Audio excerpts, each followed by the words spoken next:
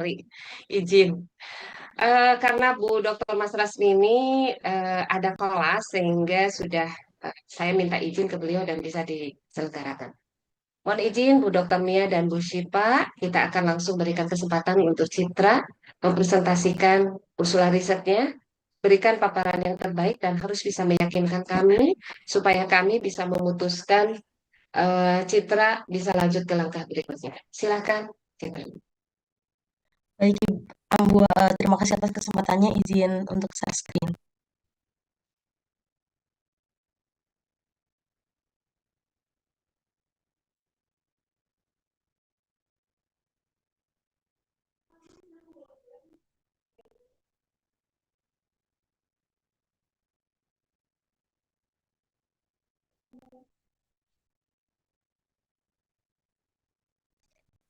Bismillahirrahmanirrahim.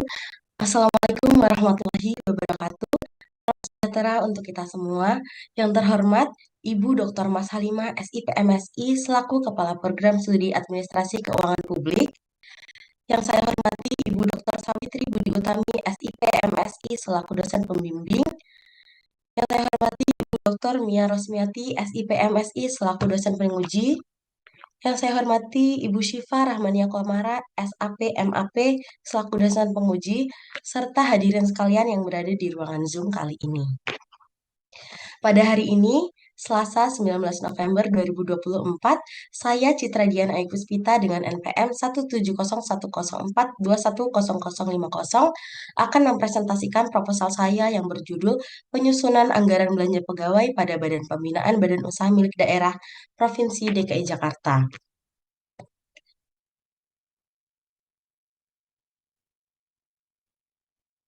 Penelitian ini dilatar belakangi oleh Peraturan Menteri Dalam Negeri Nomor 77 Tahun 2020 tentang pedoman teknis pengelolaan keuangan daerah, di mana belanja harus menerapkan prinsip efisien, efektif, dan sesuai dengan kebutuhan untuk mencapai sasaran pembangunan daerah. Penyusunan anggaran merupakan siklus penting bagi pemerintah daerah untuk membantu dalam melaksanakan perencanaan kegiatan dan memprediksi seberapa besar dana yang akan digunakan untuk mewujudkan kegiatan tersebut yang dimonitori oleh pusat pertanggungjawaban, sehingga penyimpangan-penyimpangan dapat diminimalisasi. Berikut ini merupakan data realisasi anggaran belanja pegawai di BPBUMD dari tahun 2020 sampai dengan tahun 2023. Dapat dilihat bahwa tingkat presentasi pencapaian terbilang kurang terrealisasi secara optimal karena realisasi anggaran belanja pegawai belum mencapai 100% target realisasi anggaran. Anggaran belanja yang tidak terrealisasi secara optimal menunjukkan bahwa perencanaan yang kurang tepat, sehingga berdampak pada alokasi anggaran tahun berikutnya. Menurut Halim dan Kusyufisyan tahun 2017, serapan anggaran belanja yang rendah menandakan masih lemahnya penyusunan anggaran. Oleh karena itu, diperlukan perhatian lebih lanjut. Apakah alokasi dari belanja pegawai itu sendiri telah terserap serta digunakan sesuai dengan apa yang sudah direncanakan dengan melakukan analisis belanja terhadap laporan realisasi anggaran. Maka perlu dilakukan perbaikan terhadap penyusunan anggaran untuk mengatasi ketidakseimbangan yang terjadi. Berdasarkan fenomena tersebut, saya menemukan adanya beberapa indikasi masalah dalam proses penyusunan anggaran belanja pegawai di BPBUMD, yakni sebagai berikut. Yang pertama, terjadi perubahan data pegawai yang tidak terduga, sehingga berdampak terhadap perubahan jumlah pegawai yang mengakibatkan adanya selisih anggaran yang harus diakomodir dalam penyusunan belanja pegawai. Ketidakpastian terkait kebutuhan pegawai berdampak pada ketepatan pengalokasian anggaran gaji, tunjangan, dan komponen belanja lainnya. Yang kedua, yakni adanya perubahan besaran pajak yang berdampak pada jumlah gaji pegawai setelah pajak, yang menyebabkan proses penyusunan anggaran terjadi keterlambatan. Yang ketiga, yakni adanya eh, keterlambatan pemberian data listing dari BPKD yang menghambat proses sosialisasi serta menghambat pencairan gaji.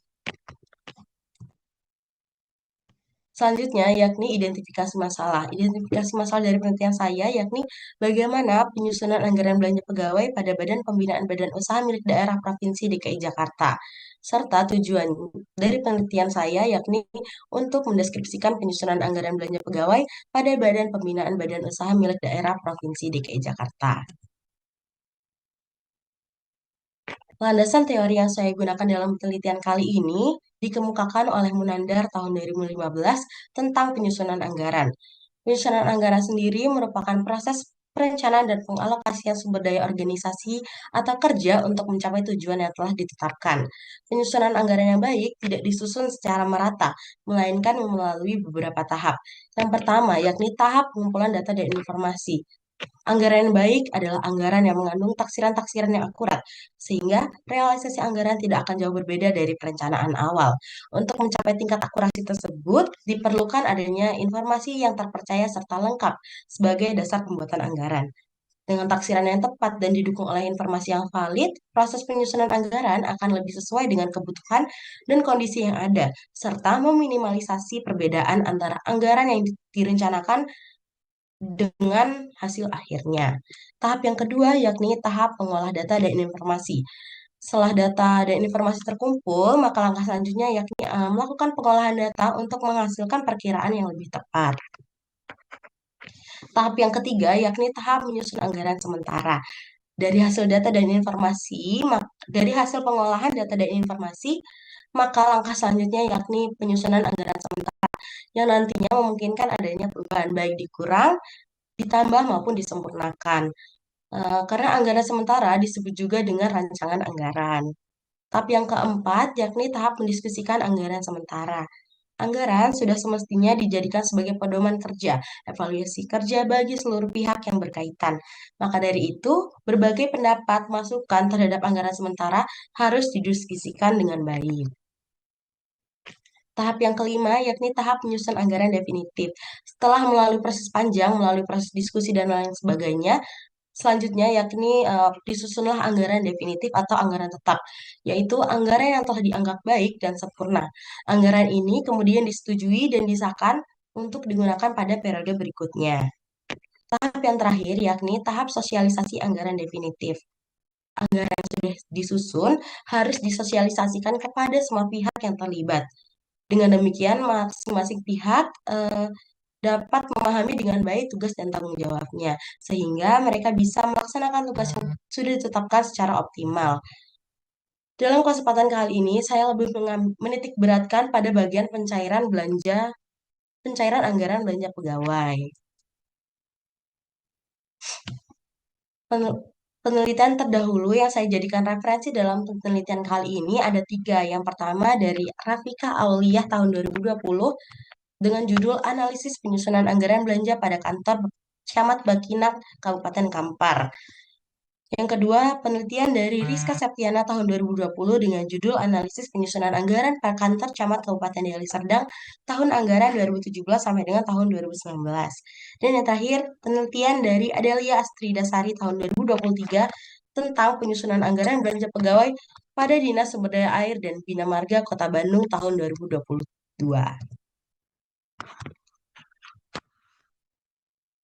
Berikut ini merupakan kerangka berpikir yang saya gunakan dalam penelitian ini, didasari dengan Peraturan Menteri Dalam Negeri Nomor 77 Tahun 2020 tentang pedoman teknis pengelolaan keuangan daerah, di mana belanja harus mendanai pelaksanaan urusan pemerintah yang menjadi kewenangan daerah sesuai dengan kebutuhan daerahnya.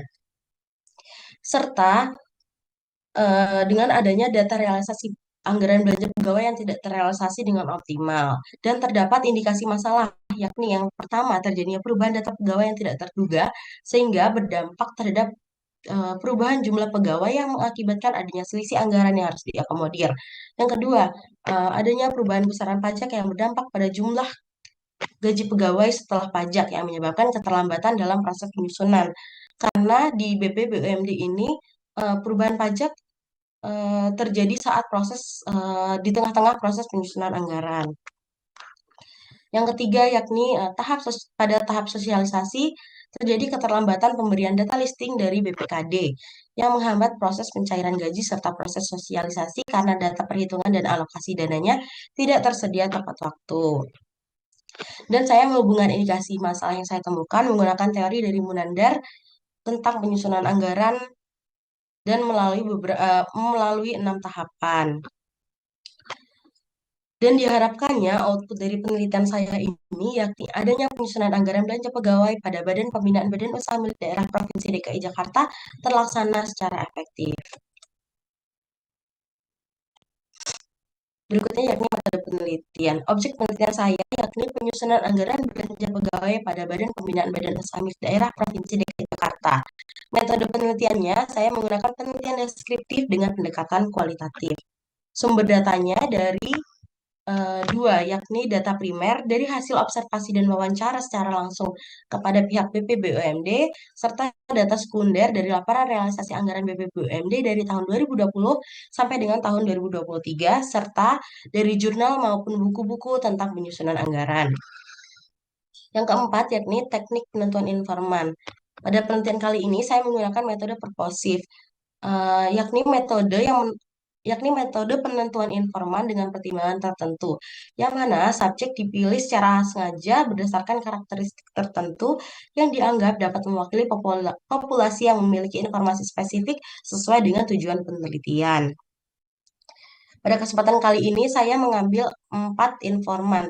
Yang pertama dari Kepala Subkelompok Program dan Keuangan BPBUMD, serta 3 orang pegawai subkelompok program dan keuangan BPBUMD yang menangani proses penyusunan anggaran belanja pegawai secara langsung dari tahun 2022 sampai dengan sekarang. Mohon maaf, dari tahun 2020 sampai dengan sekarang. Selanjutnya yakni teknik pengambilan data. Di sini saya menggunakan 3 teknik, yakni teknik observasi secara langsung, wawancara, dan menggunakan teknik dokumentasi. Untuk teknik analisis datanya, saya menggunakan 4 teknik. Yang pertama, pengumpulan data, reduksi data, penyajian data, dan terakhir yakni membuat kesimpulan. Untuk menguji keabsahan data saya menggunakan 2 teknik. Yang pertama adanya triangulasi teknik pengumpulan data dan triangulasi sumber. Sekian pemaparan mengenai usulan riset saya. Kurang lebihnya mohon maaf. Saya sadar skripsi saya masih jauh dari kata sempurna. Maka dari itu saya mohon arahan dari Ibu penguji dan Ibu pembimbing. Terima kasih atas atensi dan waktu yang telah diberikan kepada saya. Saya kembalikan kepada Ibu Dr. Mas Halimah, SIPMSI, selaku Ketua Sidang.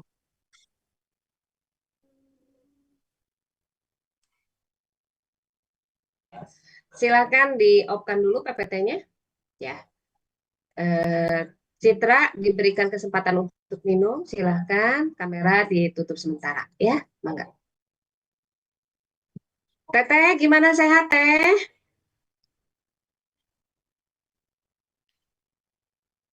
Alhamdulillah, Ambu. Alhamdulillah. Harus sehat. Harus. Kalau Di nggak rumah sehat, apa udah di kampus, Bu? masih di rumah. Oh, masih Baru di nanti habis rumah. ini Iya. ada kegiatan. Biasa online terus ini. Iya. Online itu enak. Sangat Iya, luar biasa buat emak-emak mah. tapi capek. Lebih Iya, baik, betul. lebih Capek baik dan ketemu. lelah di kepala. Iya, betul. Karena hadapannya dengan ini laptop ya. Iya, Capek, lelah betul. nanti. Ibu kan lagi ini ya, lagi ngasih materi itu teh ya, Bu. Itu Pasti di mah laptop terus. apa? eh Refreshing. Refreshing, betul, Mm-mm. Ibu. Jalan-jalan. Mangga, Ambu, Siap, dilanjut. Ibu. Izin ya, Enggak, Ibu ya. Mangga, silahkan Untuk Ibu. selanjutnya akan diberikan arahan ke dari para pembahas dulu. Mangga dipersilahkan Ibu Dr. Mia untuk memberikan arahannya. Mangga Bu, dipersilahkan. Ya, Bu hatur nuhun. Mohon izin Ibu Sawitri sebagai dosen pembimbing, Ibu Siva sebagai penguji kedua. Mohon izin pertama ya. Oke, Citra silakan di on mic, on mic. Baik, Ibu. Oke. Ibu mau minta draftnya yang ditampilkan ya.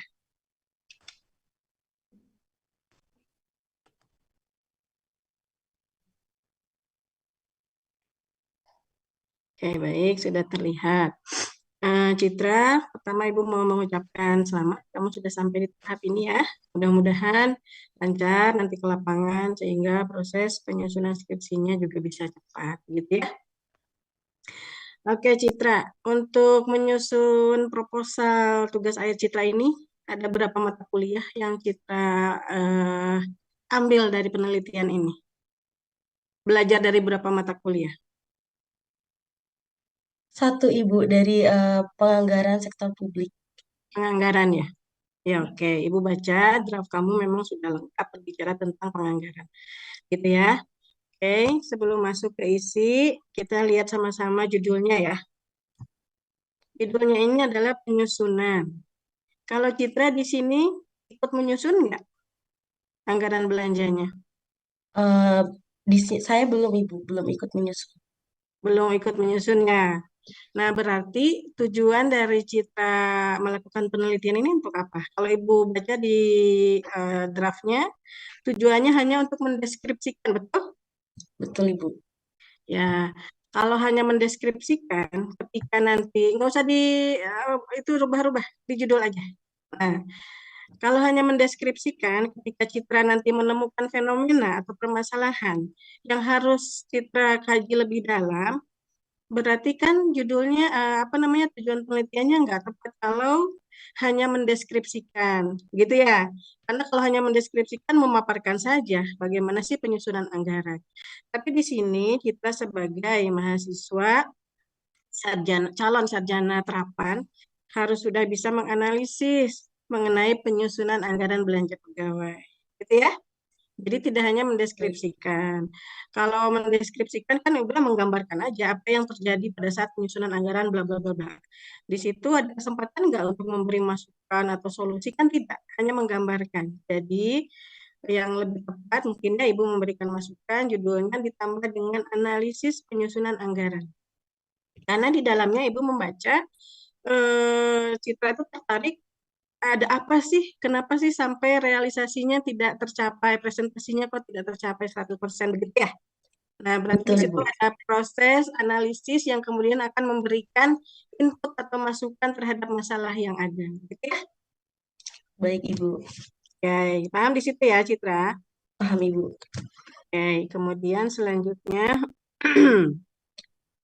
lihat di bab 1 halaman 1.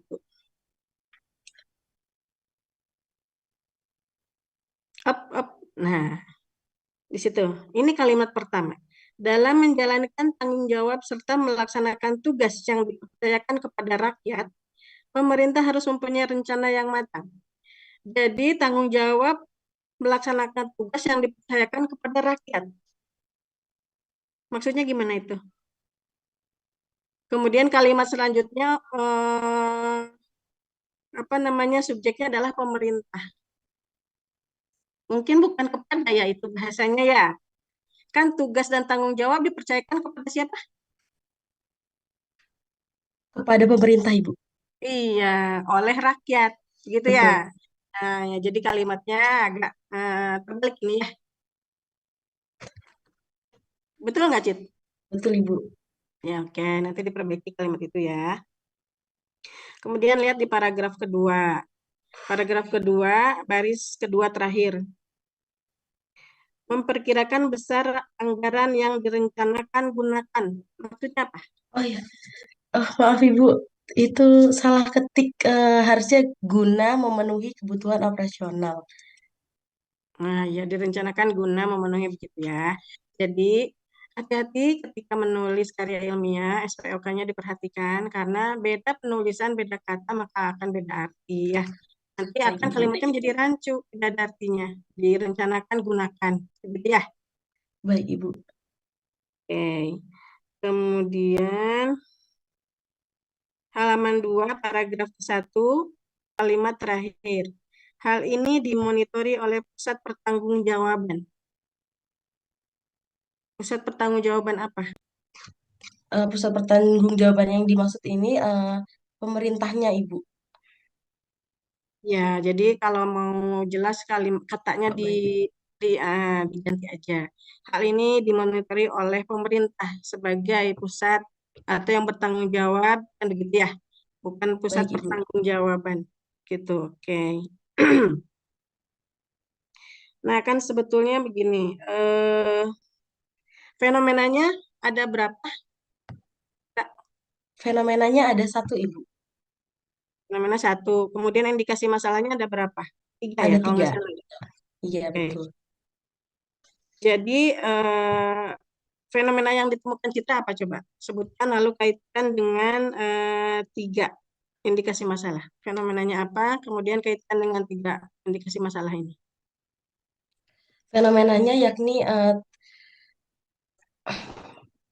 tidak terrealisasi secara optimalnya anggaran belanja pegawai pada Badan Pembinaan Badan Usaha Milik Daerah. Eh, Hal tersebut merupakan hal yang tidak tepat, Ibu, harusnya terrealisasi dengan optimal kan. Maka dari itu saya mencari tahu eh, apa hal apa yang menyebabkan eh,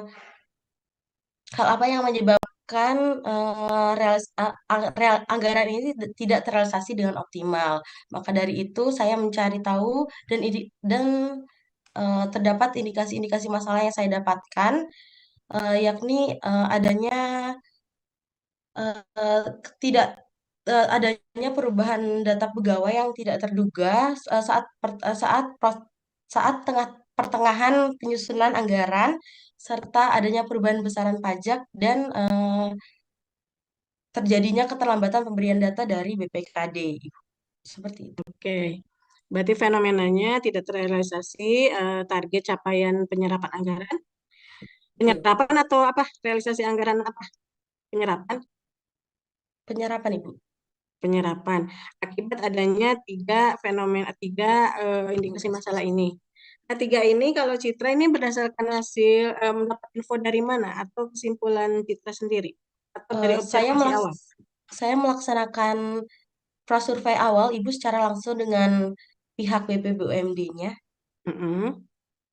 dan eh, dari hasil wawancara tersebut beliau menjelaskan bahwa terdapat indikasi masalah-masalah dalam proses penyusunan anggarannya seperti itu.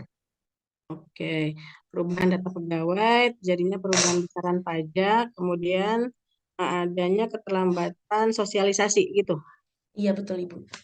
penyerahan data listing untuk pencairan gaji begitu ya. Betul, Ibu. Oke, berarti kan ini fenomenanya terjadi di internal mereka ya, dan itu sudah dikonfirmasi oleh kepalanya sendiri. Betul, Ibu. Oke, berarti kan Citra ingin mengetahui kenapa sih bisa terjadi seperti itu, gitu ya. Iya, betul, Ibu. Kalau ini, apakah ini kan datanya dari tahun berapa tadi Citra? Dari tahun 2020 sampai tahun 2023, Ibu. Selalu terjadi begitu, masalahnya itu sama. Iya, Ibu, seringkali permasalahan tersebut berulang-ulang dari tahun ke tahun. Oh gitu ya. Ya oke, kan biasanya kalau masalah anggaran ini ya kan ada pengawas anggaran ya, ada evaluator anggarannya begitu ya. Jadi pada saat tidak tercapai penyerapan anggaran itu di tahun pertama juga sudah dilakukan evaluasi. Kemudian ada perbaikan-perbaikan. Jadi kalau ini memang fix ya, selalu terjadi berulang dan penyebabnya adalah 3 ini ya gitu. Betul, Ibu. Oh ya oke.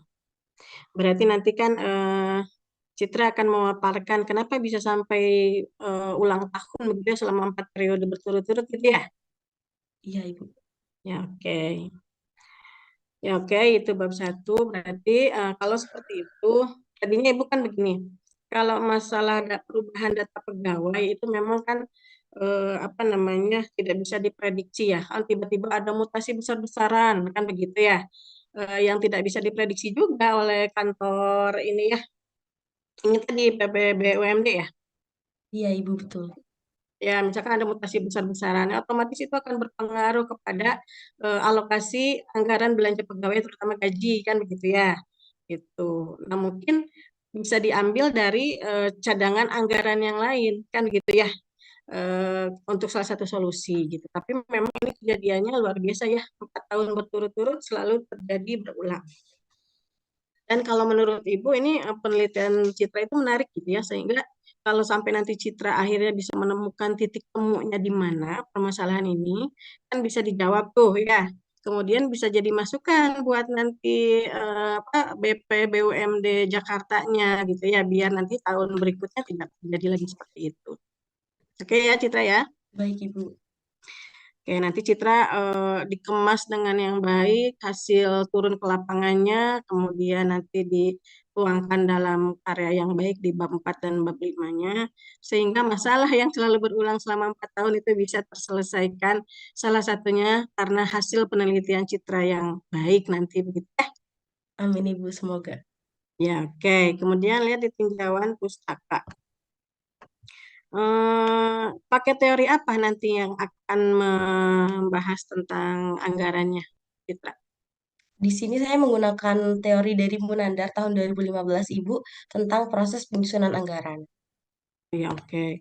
Sudah di itu ya, operasionalisasi konsep sudah ya? Sudah, Ibu.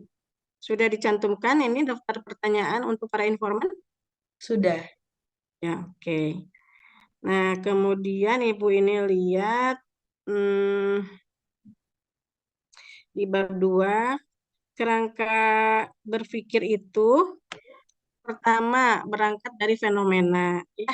Kemudian yang kedua, eh, apa yang peneliti akan lakukan untuk mengatasi atau menjawab fenomena itu? Berarti kan masukkan di situ teori, gitu ya. Jadi Baik, Ibu. fenomena, teori, kemudian hasil dari itu setelah menggunakan teori itu apa yang terjadi? Berarti kan fenomenanya bisa terjawab, gitu ya. Nah, Betul, jadi Ibu. ada sedikit koreksi ini di kerangka pemikiran, gitu ya. Jadi berangkat dari fenomena, kemudian teori yang dipergunakan, kemudian hasil setelah teori itu diaplikasikan untuk menjawab fenomena. Gitu ya? Baik, Ibu. Oke. Nah, kemudian di bab 3, metode penelitian. Ini sudah operasionalisasi konsep. Nah, ini informan penelitian. Kalau di PPT Ibu tadi lihat kamu udah betul. Informannya 4, 1 kepala, 3 staf atau pegawai. Gitu Iya, ya. betul, Ibu. Nah, Betul. di sini juga nggak usah dipisahin. Jadi Oh, 1 kepala, 2 pegawai. Nanti jumlahnya aja tulis 3. baik, Ibu. Siap. Gitu ya. Karena nggak ada yang membedakan antara deskripsi nomor 2, 3, dan 4. Nggak ada perbedaan ya. Iya. Ya, oke. Kemudian, oke. Nah, eh ini kalau Ibu baca nih, lampiran untuk pedoman wawancara untuk informan ya. Iya, Ibu. Ini kamu masih menggunakan, ya kata-katanya memang baku sesuai dengan konsep begitu ya. Tapi nanti kan bisa dikembangkan lagi. Kita tahu ya, teori snowball apa? Punten, Ibu. Snowball, bola salju. Snowball. Heeh. Mohon maaf, Ibu. Ya, nanti maksudnya begini. Kalau snowball itu dari yang kecil nanti akan, kan kalau bola salju itu kalau menggelinding terus akan tambah besar ya. Betul. Nah, ini pertanyaannya boleh mengacu kepada konsep, misalkan dari 6 tahap menjadi 13 pertanyaan. Tapi nanti jangan kaku seperti ini. Ketika di lapangan itu pertanyaan akan terus berkembang dan Citra harus mengejar itu. Biar nanti pembahasan di bab 4-nya enak. Jadi lebih gede kayak snowball itu kan semakin banyak Citra bertanya, semakin berkembang ini pertanyaan. Pasti kan gini, kalau udah nanya satu gitu, pasti Citra akan ngejar lagi pertanyaannya. Pasti ada hal baru yang Citra tangkap. Paham Betul, ya? Ibu. Nah, Paham. gitu. Nah, nanti semakin berkembang gitu ya. Jadi sehingga nanti info yang diperoleh Citra itu akan kaya. Sehingga memudahkan Citra untuk menyusun bab 4. Baik, Oke, Ibu. kita ya. Ya, Ibu ini semua sudah tulis di draftnya, sudah Ibu tandai, nanti Ibu kirim ke Citra. Gitu Baik, ya, Ibu. mana-mana saja yang akan dikoreksi. Oke, tetap semangat untuk lanjut nanti ke bab 4 dan bab Terima 5. kasih, Bu. Ya, terima kasih, Ambu.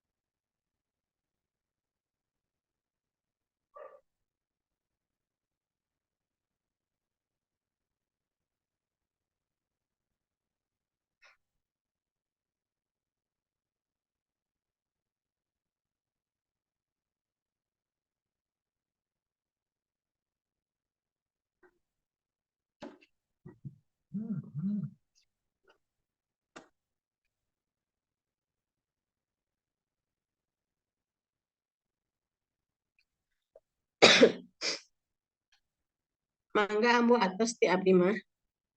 Siap, hatur nuhun Bu Mia atas arahannya. Selanjutnya Bu Sipa, mangga dipersilahkan. Baik, Citra bisa ditutup saja.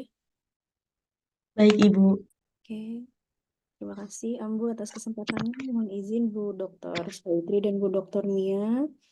Selamat pagi, Citra. Selamat pagi, Ibu. Sehat? Alhamdulillah. Sebetulnya ya dari kemarin nih hari Jumat ya Citra mengirimkan draft ke saya gitu ya. Saya sudah membaca sekilas karena memang penyusunannya sudah cukup baik gitu ya, sudah cukup komprehensif. Jadi saya juga tidak akan banyak hal-hal yang memang ingin dikonfirmasi atau disarankan seperti itu. Cuman memang saya tuh agak sedikit kepo sebenarnya karena dari teman-teman semua yang menyusun skripsi, proposal dan lain sebagainya itu seneng banget untuk menggunakan kata optimal dan efektif. Ya, saya tuh sebenarnya karena saya sendiri sudah ini Bu Dr. Sawitri yang ngajarin saya nih tentang kata optimal dan kata efektif gitu ya, itu harus sangat amat hati-hati digunakan karena ini adalah pertanyaan yang sering muncul pada saat sidang gitu ya. Sebetulnya tadi saya mendengar diskusi Citra dengan Bu Dr. Mia tentang fenomena dan indikasi masalah gitu ya, dan fenomenanya diakhiri dengan kata optimal, betul nggak? Betul, Tadi, Ibu. ya betul. Nah, saya mau tanya dulu, optimalnya di sini tuh bagaimana sih sebetulnya? Apa yang Citra anggap optimal dalam apa namanya penyusunan anggaran belanja pegawai? Seperti apa optimalnya di situ? Optimal dalam proses penyusunan anggaran yang saya maksud, yakni terrealisasinya 100% dari target realisasi anggaran itu. Seperti itu. Jadi ukuran optimal adalah 100% dari realisasi anggaran. Padahal yang terjadi adalah Ada belum mencapai target tersebut. makanya menggunakan kata Optimal. optimal. Berarti diukurnya menggunakan angka. Iya, Ibu. 100% itu angka kan? Betul. Penelitian ini menggunakan metode Kualitatif. kualitatif itu. Menggunakan kalimat atau data. Jadi Jadi mungkin jadi kalimatnya mungkin diganti, Ibu. tidak begitu. Bagaimana? Iya, maksudnya begini, pemahamannya sudah bagus ya. Maksudnya apa yang saya tanyakan, maksudnya dipahami berarti ya maksud dari pertanyaan saya. Tapi sebetulnya penggunaan kata optimal ini boleh saja digunakan di penelitian kualitatif. Hanya saja jawaban yang diutarakan sama Citra harus hati-hati. Jadi ketika ditanyakan tentang bagaimana optimal menurut Citra, kalau dijawabnya menggunakan angka tidak akan tercapai ketika menggunakan kualitatif kan seperti itu ya.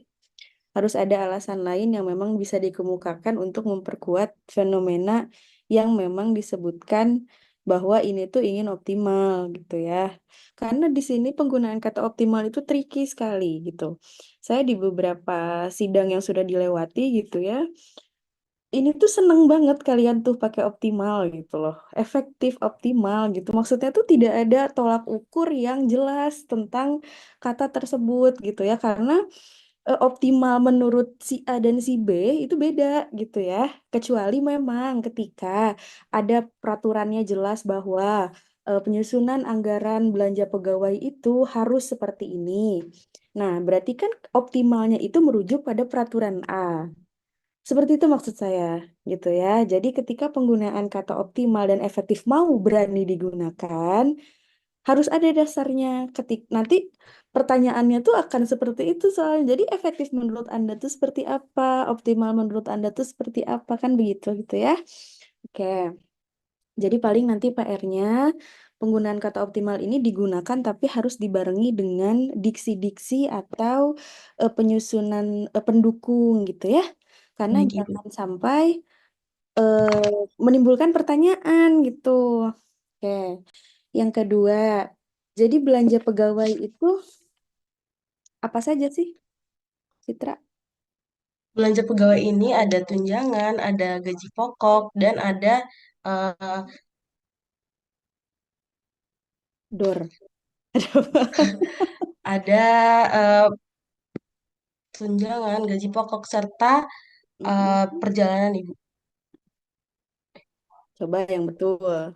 Apa saja belanja pegawai? Belanja pegawai itu ada gaji pokok, tunjangan, uang makan, eh, sudah Ibu. Oke. Ya, coba nanti didalami lagi karena judulnya saja sudah penyusunan anggaran belanja pegawai. Masa ditanya belanja pegawainya apa saja nggak tahu? Ya, itu kan hal yang krusial sebetulnya. Karena merujuk pada apa si belanja pegawai ini? Kalau misalnya di DKI, mungkin DKI itu ada peraturan apa yang memang masuk ke dalam, oh ini loh belanja pegawainya gitu ya. Kalau misalnya ikut sama peraturan kementerian misalnya atau apa kan beda-beda gitu ya. Jadi harus didalami gitu ya. Karena dari judulnya saja analisis penyusunan belanja anggaran belanja pegawai. Jadi Pegawai. harus tahu belanja pegawainya apa saja. Karena kalau nggak tahu gimana mau menyusun atau mau menganalisisnya apa yang mau dianalisis kan gitu ya, gitu. Oke. Nah, ketika sudah mengetahui apa saja tentang belanja pegawai, sebetulnya begini, kan belanja pegawai itu kan berhubungan dengan gaji, tunjangan, bonus, dan lain sebagainya gitu ya. Nah, indikasi masalah yang disebutkan oleh Citra itu kan sebetulnya lebih mengarah kepada kendala-kendala yang memang dialami gitu ya ketika proses penyusunan anggaran belanja pegawai ini berlangsung seperti itu kan, betul ya? Jadi ada tiga. Yang pertama apa saja, Cit? Yang pertama, terlambatnya data listing, adanya perubahan besaran pajak, serta perubahan data pegawai. Oke, nah itu adalah hal-hal yang memang terjadi pada saat proses penyusunan anggaran di lokus yang Citra mau teliti gitu kan. Nah, mungkin saya bisa sarankan adalah seperti ini kan Citra baru mengemukakan tentang faktual kalimat ya di indikasi masalah. Cobalah didukung dengan data-data yang ada berapa memang jumlah pegawai yang pindah kayak gitu. Baik, Karena Ibu. kan itu akan menjadi salah satu elemen pendukung untuk memperkuat argumentasi ketika memang ditanya berangkat dari mana sih penelitian ini. Kan kalau hanya Citra tadi ngeklaim bahwa ada perubahan pegawai dan lalalala berapa gitu ya. Kenapa diubah dan lain sebagainya gitu kan itu akan menjadi salah satu penguat gitu ya. Tidak ada lagi pertanyaan nanti misalnya emang benar ini dari siapa kan tadi Bu Dokter Mia nanya tuh ini pendapat siapa memang gitu kan. Nah, itu mungkin maksudnya ke arah sana gitu ya. Jadi harus lebih jelas jangan hanya memasukkan pendapat pribadi karena indikasi masalah ini bukan hanya penglihatan pribadi dari seorang peneliti walaupun memang betul ini hasil observasi awal tapi kan harus didukung dengan data-data faktual yang memang bikin kita percaya diri tentang penelitian yang mau kita lakukan gitu ya itu saran yang kedua. Nah, eh tadi kan membicarakan juga tentang alokasi anggaran untuk belanja pegawai gitu ya. Nah, ketika alokasi-alokasi ini tidak sesuai dengan realisasi, apakah mempengaruhi ke belanja-belanja yang lain? Tidak, Ibu. Tidak. Oke. Berarti kalau seperti itu memang fokus permasalahan yang ada di sini hanya pada belanja pegawai gitu ya. Berarti memang bisa fokus karena ketika kita membicarakan soal penyusunan anggaran dan alokasi anggaran di anggaran-anggaran yang lain gitu ya, itu akan menjadi satu kesatuan yang membuat penelitian ini jadi branded jadinya gitu ya. Nah, kalau misalnya memang hanya permasalahan ada pada belanja pegawai, berarti Citra nanti harus fokus saja ke sana, jangan sampai merembet ke masalah yang lain gitu ya. Betul. Oke, terakhir, kalau tadi saya udah tanya kata-kata optimal, di kerangka pemikiran akhirannya efektif. Itu apa ukuran efektif menurut peneliti?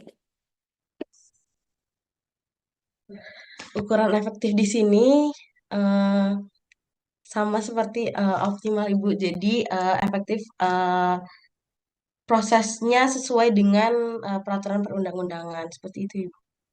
Penggunaan kata optimal dan efektif saja artinya sudah beda. Betul? Di KBBI pun Betul. optimal dan efektif itu berbeda. Jalurnya beda. Jadi hati-hati penggunaan diksinya mau optimal atau efektif. Kalau mau dua-duanya pun boleh, tapi harus dengan alasan yang valid. Jangan sampai tadi efektifnya ya sama Bu kayak optimal. Dari katanya saja sudah beda gitu ya. Hati-hati. Oke.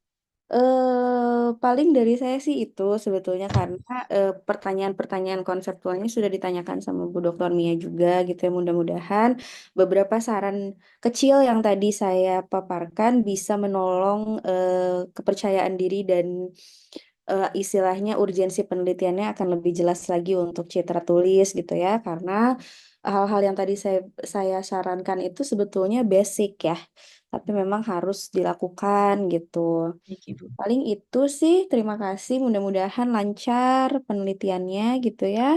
Semangat dan sehat. Terima kasih banyak, Ambu, Bu Sawitri, Bu Dr. Mia. Terima Sami-sami kasih Bu Ibu. Syifa, terima kasih. Berikutnya, mangga dipersilakan kepada pembimbing Ibu Dr. Sawitri Budi Utami untuk memberikan arahan. Mangga Ibu dipersilakan.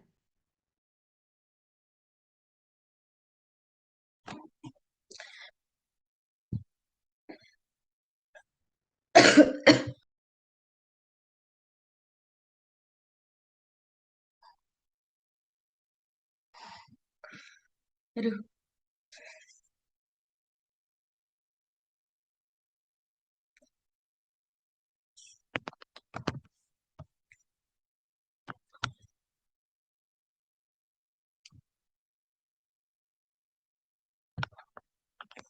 Bu Siva sudah. Suaranya? Ambu bagian aku, Bu. Betul, Ibu. Bu, Mangga Bu. dipersilakan, Ibu. Terima kasih, Ibunya Bu. sibuk. Mangga, Ibu. Mangga. Enggak lah, nggak sibuk.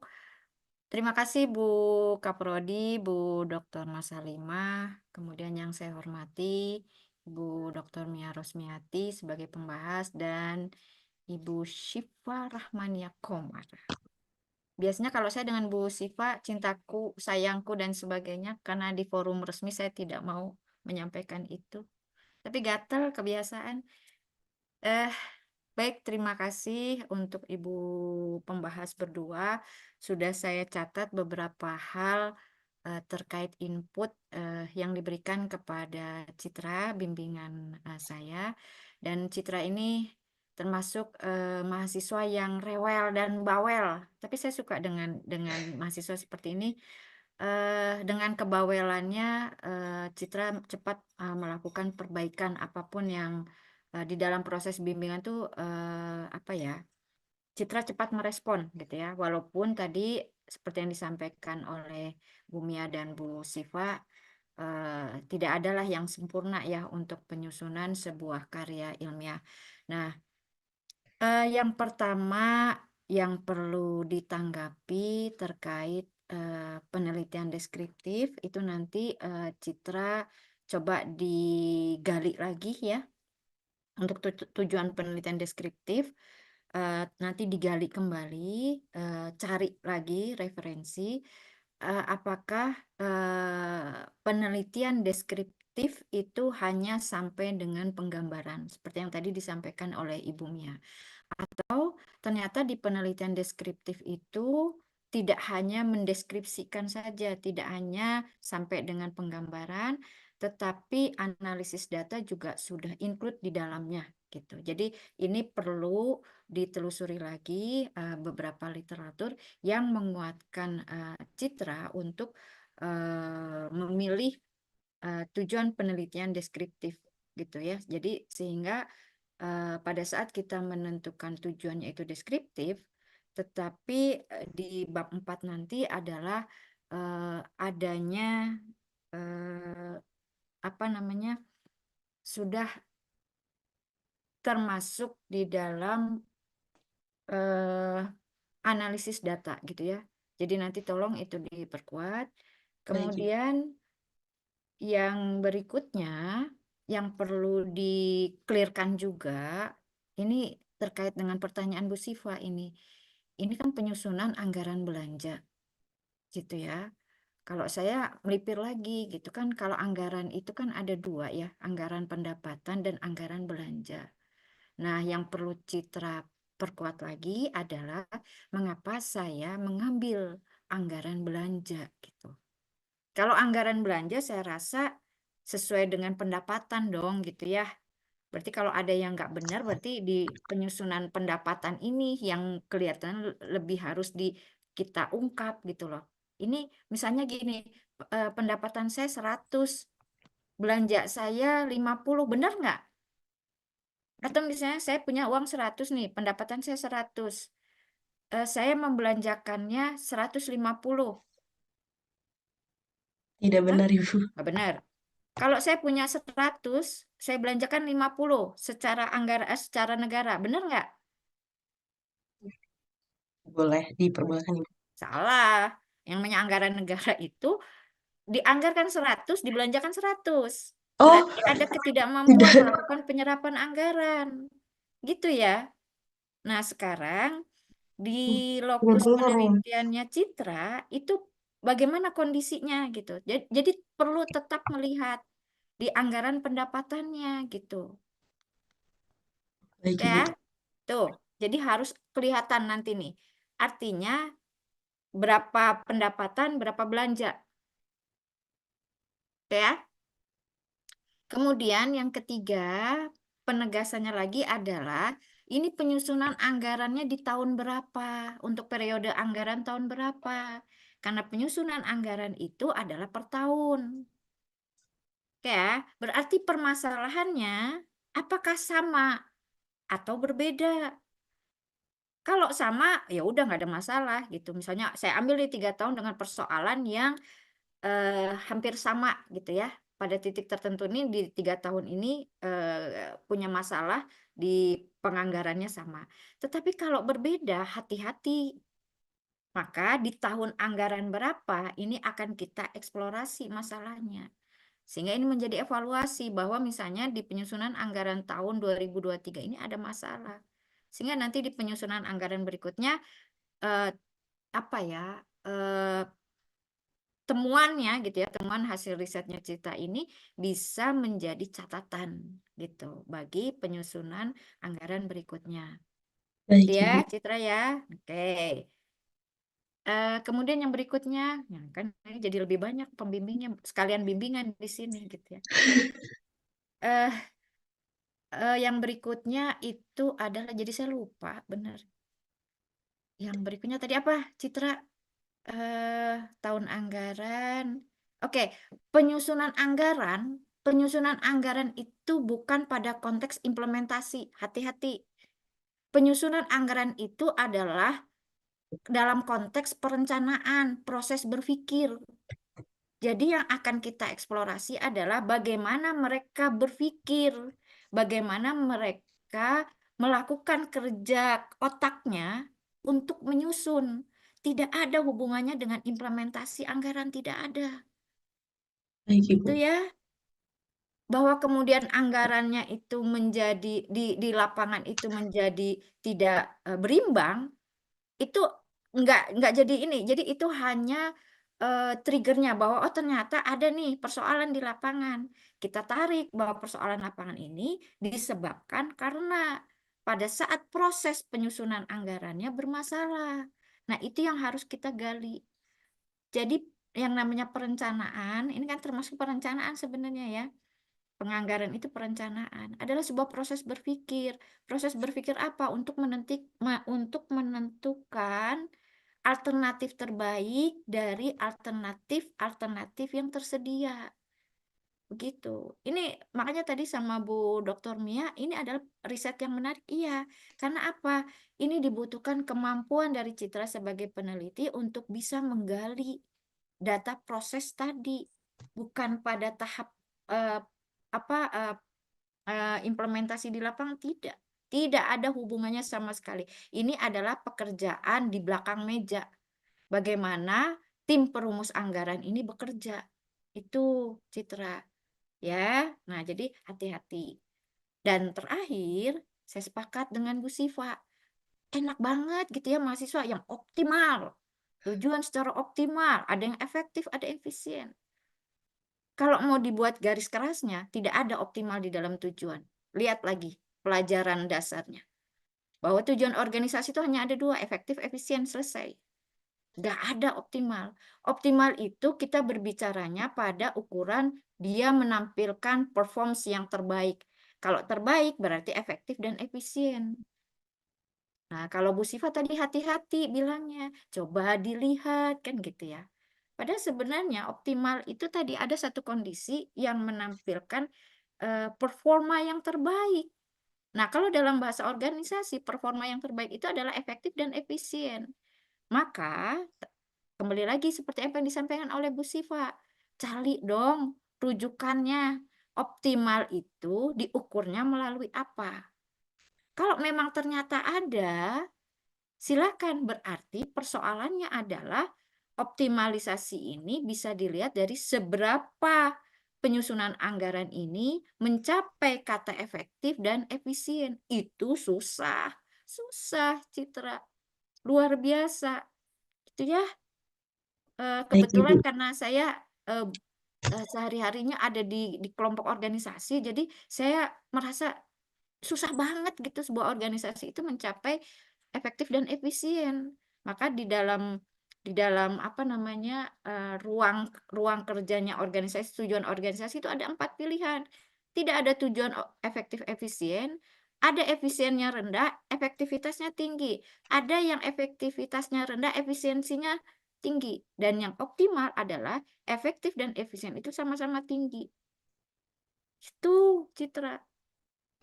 Ya, jadi nanti dilihat lagi bahwa penyusunan anggaran yang selama ini digunakan oleh lokus penelitiannya Citra ini, dia menggunakan ukuran apa? Efektif kah? Efisiensi kah? Atau keduanya? Nah, kalau keduanya, ya berarti Citra punya PR untuk menggali bahwa penyusunan anggaran ini memang harus mencapai efektif dan efisien. Ya, Baik, gitu. Ibu. Makanya saya tadi di awal sampaikan, coba dilihat dulu di penyusunan anggaran pendapatan gitu.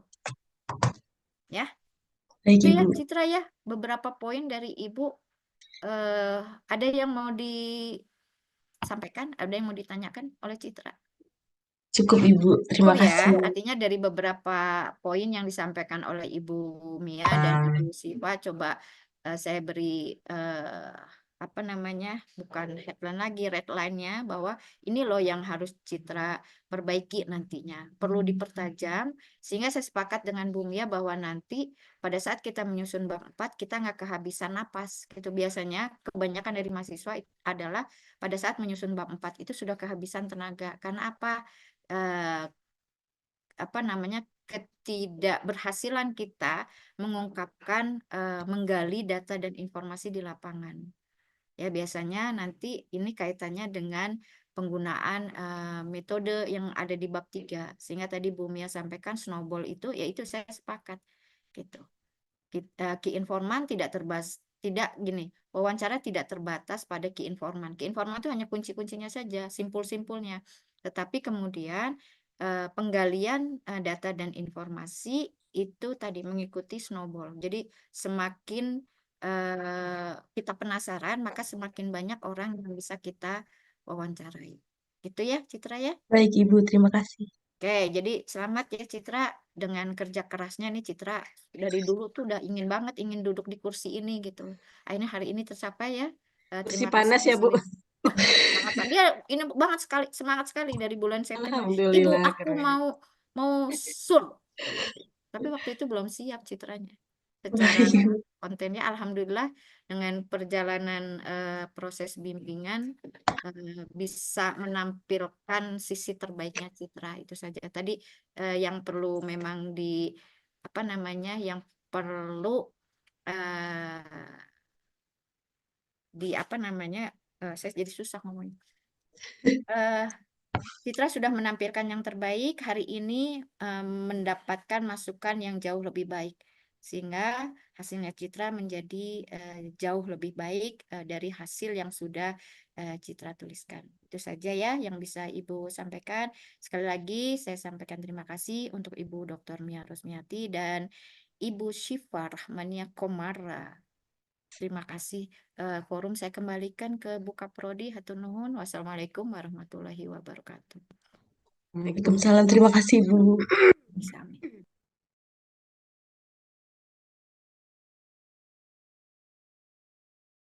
Terima kasih Bu Dr. Sawitri dan berikutnya kita langsung ke langkah berikutnya pemberian rekomendasi. Bu Mia, mangga rekomendasinya. Mangga dilanjut kamu siap ke lapangan dengan beberapa catatan diperbaiki begitu ya. Baik, Ibu. Terima kasih. Terima kasih Bu Mia. Berikutnya Bu Sipa, dipersilahkan. Mangga, Ambu, dilanjutkan saja Citra ya, tapi dengan PR-PR yang memang harus dipelajari kembali. Terima kasih, Ambu. Terima kasih, Bu. Iya, berikutnya penguatan rekomendasi dari pembimbing Ibu Dr. Sawitri, mangga dipersilahkan. Kalau dari pembahasnya lanjut, maka saya ikut aja. Jadi lanjutkan untuk riset lapangan. Hatur nuhun untuk Ibu Mia dan Bu Siva. Sami-sami Bu Dr. Sawitri. Dan berikutnya, Prodi memutuskan Citra bisa lanjut ke langkah berikutnya. Untuk perbaikan, mangga dipersilakan waktu kurang lebih 2 minggu. Manfaatkan waktu ini dan jangan lupa apabila mau yudisium TA-nya nanti pujian ya. Ini angkatan 2021 Bu Dr. Sawitri dan kemarin pada semester kemarin Bu Dr. Sawitri alhamdulillah banyak menghantarkan anak-anak ke Sinta 4 gitu ya. Ini mohon kiranya Ibu akhir November harus sudah submit submit upload supaya ada dapat pujian lagi. Yang penting di sidang yang penting ada LOA-nya saja begitu. Hatur nuhun Bu Dr. Sawitri atas arahan maupun sudah menghantarkan Citra ke langkah berikutnya. Bu Mia, terima kasih. Bu Sipa, terima kasih. Dan kita tutup seminar usaha riset atas nama Citra dengan bacaan hamdalah. Alhamdulillahirrahmanirrahim. Wassalamualaikum warahmatullahi wabarakatuh. Waalaikumsalam. Waalaikumsalam. Waalaikumsalam. Terima kasih, Ambu. Terima kasih, Hatur Ibu. nuhun, sadayana. Sami-sami Bu Dr. Sawitri. Izin, Ibu. Mangga Ibu. Bu Mia dan Bu Sipa di haturanan di ruangan 1. Mangga. Ruang 1 ya, Ambu ya? Ya, masuk di ruangan 1, Ibu-ibu.